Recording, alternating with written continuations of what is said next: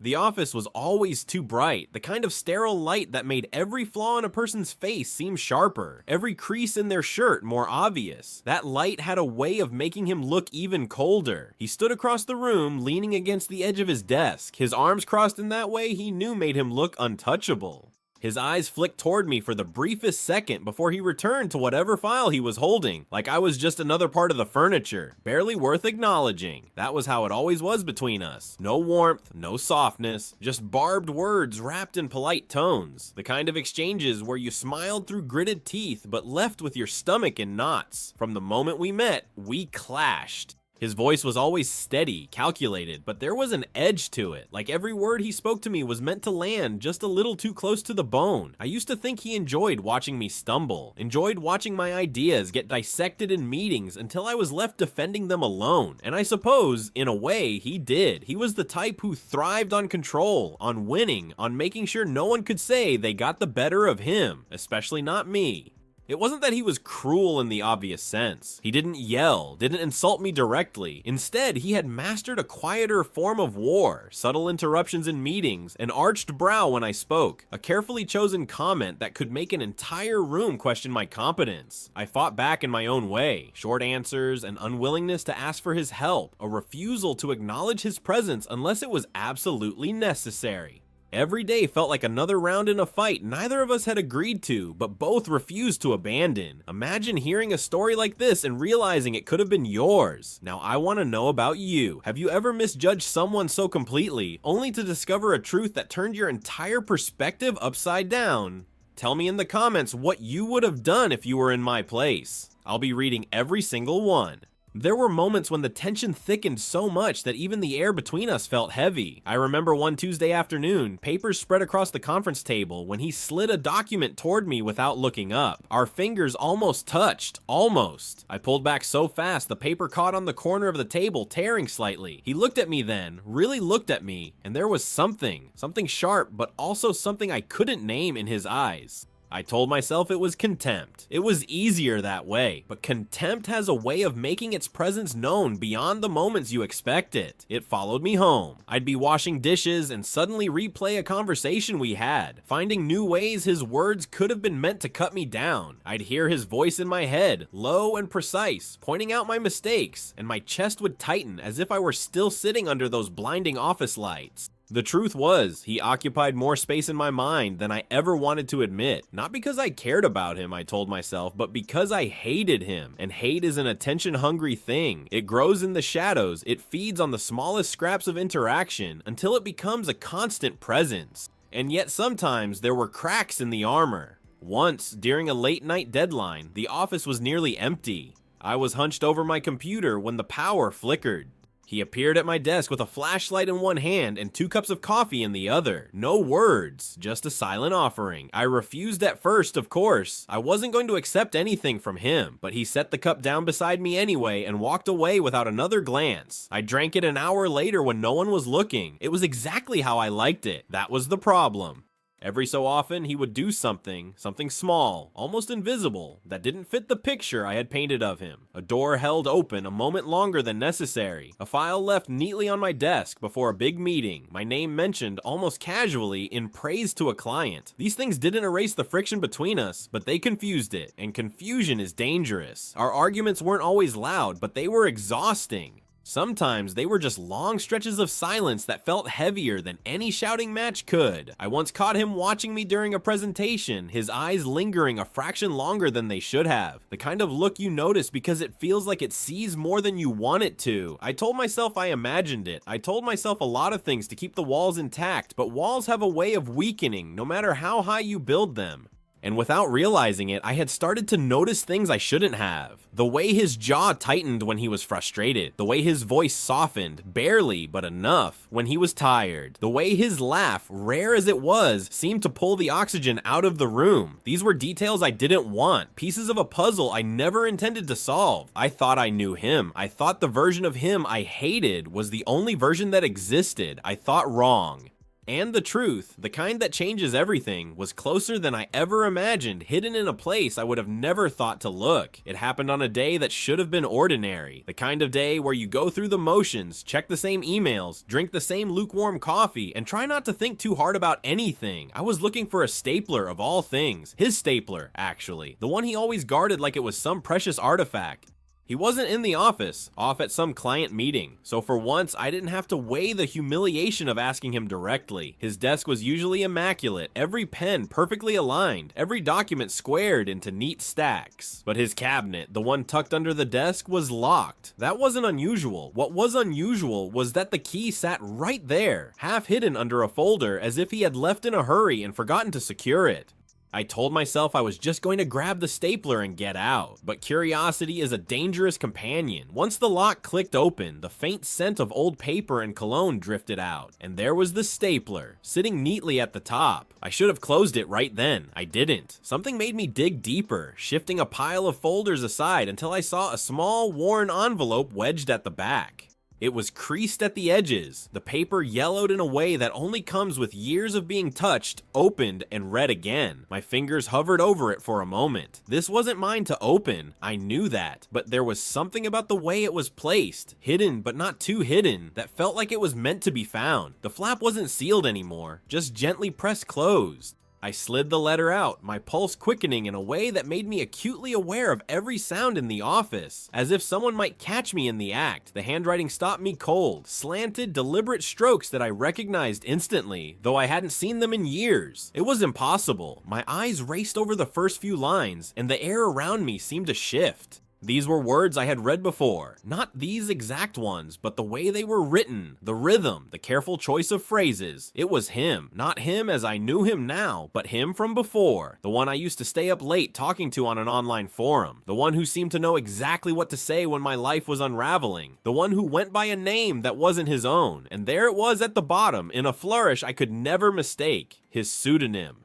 The same pseudonym that had been my lifeline years ago. The same name I had searched for over and over when he disappeared from the forum without warning. The man I had hated for months, the man I thought I knew, was the same person who once pulled me back from the edge without even knowing my real name. My mind scrambled to make sense of it. How could it be him? How could the person who now barely concealed his disdain for me have once written words so full of warmth, empathy, and love? I remembered those messages from years ago, how they had felt like a private refuge in a world that seemed too loud and cruel. He had been my confidant, my escape, and yet the man standing across from me every day now felt like the opposite of that. I read the letter again, slower this time. It wasn't written to me, or maybe it was. It spoke of someone who had once changed his life without realizing it, someone who had taught him how to be brave in small, unseen ways. It was tender, almost painfully so, and yet there was a sadness threaded through it, as if it had been meant for someone he could never give it to. I could feel my chest tightening with every line, the conflict between my memories and my present reality tearing at the edges of my thoughts. I wanted to believe it was a coincidence, that there were other people with that handwriting, that pseudonym, that particular way of expressing themselves. But deep down, I knew better. I had spent hours of my life immersed in his words, back when he was just a faceless presence behind a screen. I had memorized the cadence of his thoughts, the turns of phrase he favored, the way he could make even silence feel like conversation. You don't forget someone like that. Suddenly, the last few months looked different in my mind.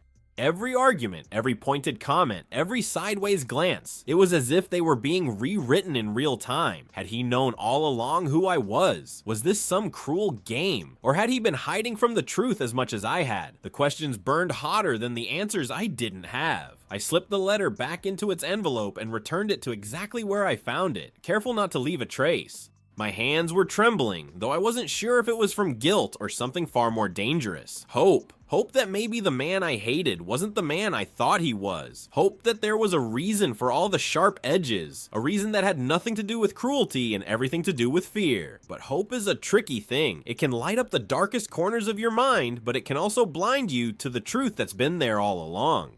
And as I closed that cabinet and locked it again, I knew one thing for certain. Nothing between us would ever be the same again. The memory came rushing back with a force I wasn't ready for. Years ago, before the office, before the late night meetings, and the cold glances across conference tables, there was a small, anonymous forum tucked away in a corner of the internet. It wasn't flashy, wasn't crowded, just a quiet place where strangers could post thoughts, fears, and questions without judgment. I had stumbled into it one night when my life felt like it was coming apart in slow motion. The anonymity was comforting. There was no expectation to be strong, no fear of recognition. You could be raw, broken, and still be heard. That's where I met him. Not him as I knew him now, but the voice behind a username that felt like a soft place to land.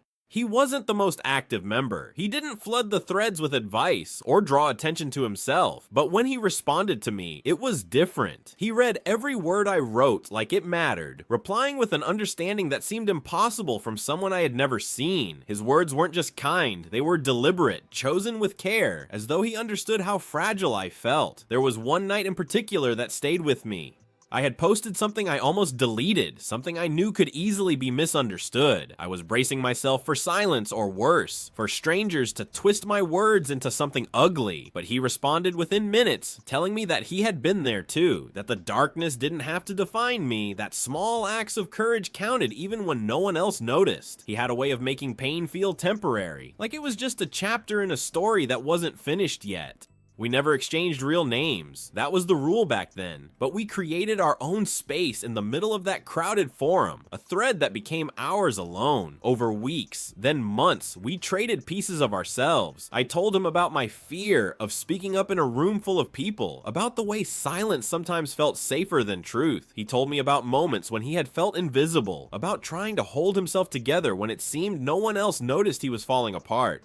We never said the words outright, but there was something there, a quiet intimacy that had nothing to do with appearances and everything to do with being seen. Then one day, he was gone. No message, no explanation. His profile was still there, but the last activity date stayed frozen, and every post before that began to feel like a ghost haunting the threads. I checked every day at first, then once a week, then only when something reminded me of him.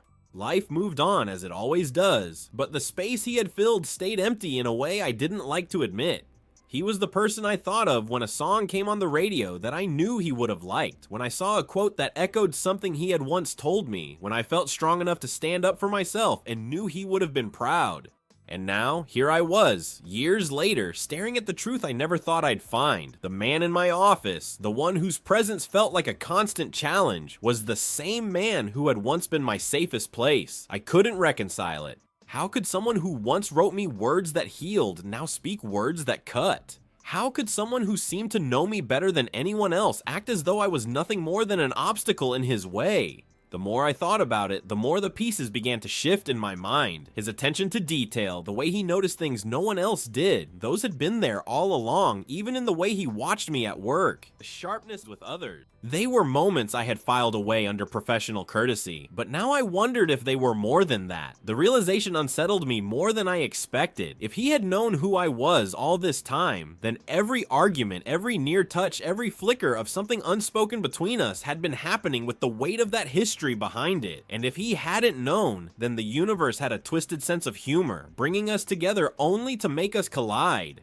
I tried to imagine the moment when he would find out. If he hadn't already, would it hit him the way it had hit me? Like the air had been pulled out of the room? Would he be angry? Relieved? Would he even care? The thought of him being indifferent was somehow worse than the thought of him being furious. Every time I looked at him after that day, the lines between past and present blurred a little more. The tilt of his head when he was listening, the slight curl at the corner of his mouth when he found something amusing. It was all the same as it had been back then, only now I could see it in real life instead of imagining it from words on a screen. And the strangest part was, I didn't know if I wanted to run from that recognition or hold on to it. Because part of me still remembered what it felt like to be seen through his eyes, back when he was nothing more than a name glowing on my computer screen late at night. And part of me couldn't stop wondering if that man was still in there somewhere, waiting for me to notice. It's a strange thing, realizing you've been wrong about someone for so long. The certainty I had built up over months, that he was arrogant, dismissive, even cruel, began to crack, and the pieces didn't fit together anymore. But instead of feeling relieved, I felt cornered. Because if I had been wrong about him, then I had also been wrong about us, and that meant I had to face the possibility that the walls I had so carefully built weren't protecting me from him at all. They were protecting me from myself. I found myself watching him when I thought he wouldn't notice. At first, it was just curiosity, searching for some sign that the man from the forum was still there. But the more I looked, the more I began to see patterns I had missed before. He had this way of tilting his head when someone spoke, not just to hear them better, but to really listen. He remembered the smallest details people mentioned in passing, a coworker's daughter's dance recital, someone's favorite coffee order. He even remembered things I'd said months ago, though he never made a show of it. It was subtle, quiet, almost invisible unless you were looking for it, and I was looking for it.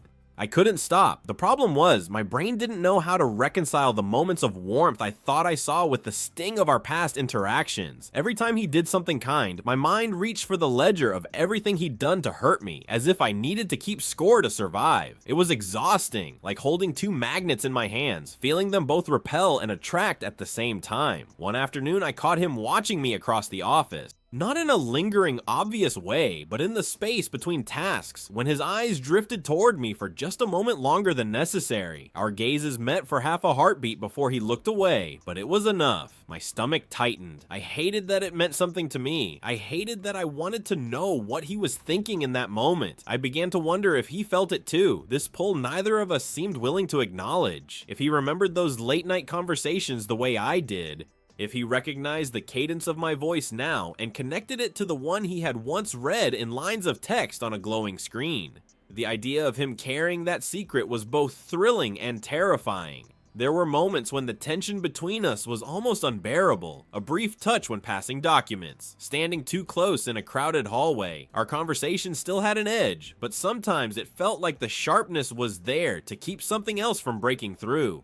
And I started to think that maybe, just maybe, we weren't fighting because we hated each other. Maybe we were fighting because we didn't know what to do with the truth. One evening, long after most of the office had emptied, I was gathering my things when I heard footsteps behind me. His voice was quiet, almost careful, when he asked if I had a moment to talk. I told myself it was probably about work, but there was something in his expression that didn't match the usual professionalism. He hesitated before speaking, as if weighing every word, and for the first time, I saw it clearly. Hesitation, vulnerability, not the unshakable confidence he wore like armor, but the flicker of someone afraid of saying too much. It would have been so easy to step forward then, to close the distance and demand the truth, to ask him outright if he remembered me, if he was the person I thought he was, but I didn't, because as much as I wanted the answer, I was afraid of it. Afraid that if he admitted it, I'd have to confront the feelings I'd been pretending didn't exist. Afraid that if he denied it, I'd lose the fragile thread connecting us. In the days that followed, I noticed him more than ever. How his voice softened when he asked me a question. How he seemed to find reasons to be near me without making it obvious. How his eyes sometimes lingered on mine just a fraction too long before he looked away. These weren't grand gestures, they were fragments. But they were enough to keep the war inside me alive. Because even as I began to see glimpses of the man I once knew, the one who had been my anchor in a sea of strangers, I couldn't forget the man who had made my life hell for months. I couldn't forget the sting of his words, the frustration of his dismissals, the way he could make me feel small with nothing more than a raised eyebrow. And that's where the real battle began. Not between him and me, but between the past I wanted to believe in and the present I couldn't ignore. I told myself that the safest choice was to keep things as they were, to hold on to the distance between us like a lifeline. But the truth has a way of eroding distance, no matter how fiercely you protect it. And the truth was already seeping in, reshaping the way I saw him, the way I thought about him, the way I felt when he was near.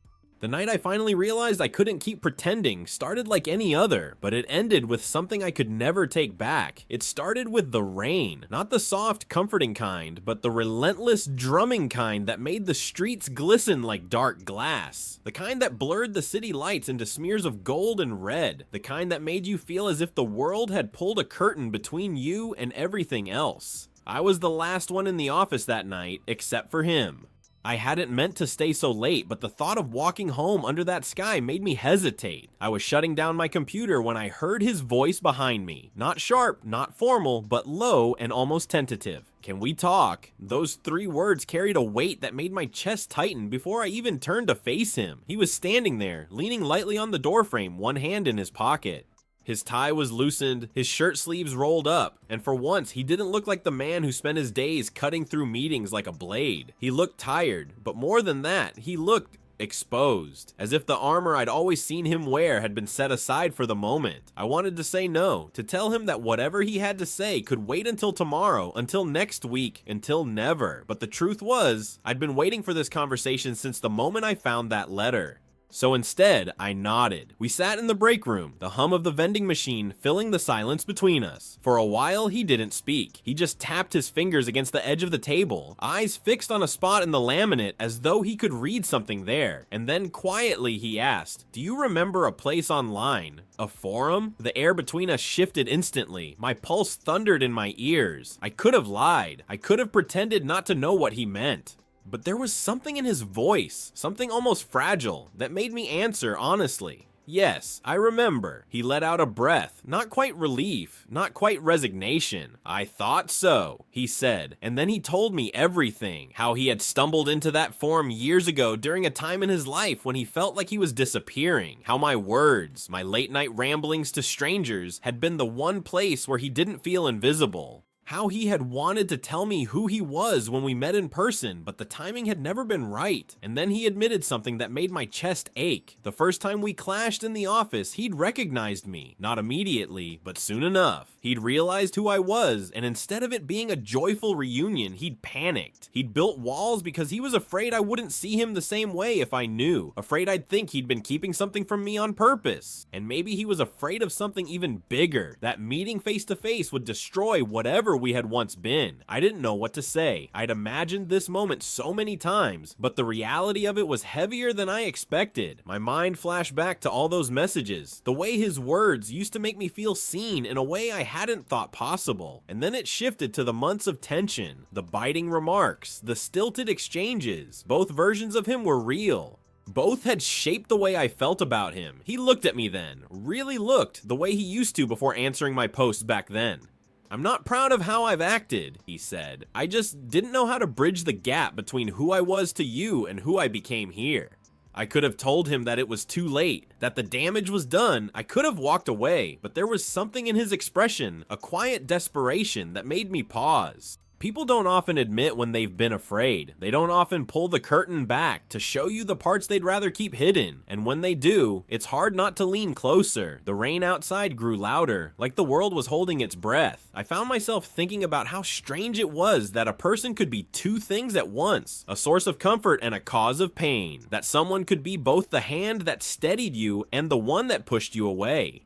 We talked for hours, not about work, not about the petty battles we'd fought, but about the space between then and now, about the ways we had both changed and the parts of us that hadn't. He told me things I never knew, that he had kept a folder of quotes from our conversations, that he had reread them when he needed courage, that when he had left the forum, it wasn't because he wanted to disappear from me, but because life had taken him somewhere he didn't know how to explain.